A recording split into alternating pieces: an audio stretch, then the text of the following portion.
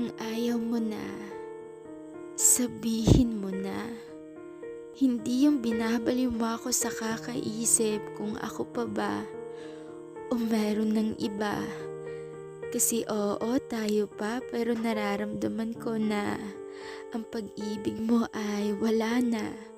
Kasi kahit hindi mo man aminin sa akin, ramdam ko na wala ka na sa aking pagtingin.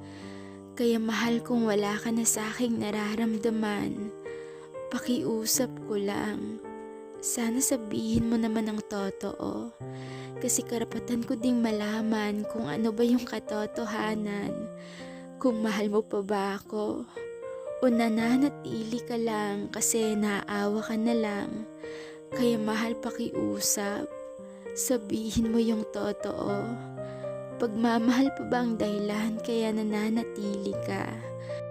O naaawa ka na lang kaya hindi mo ako magawang iwan?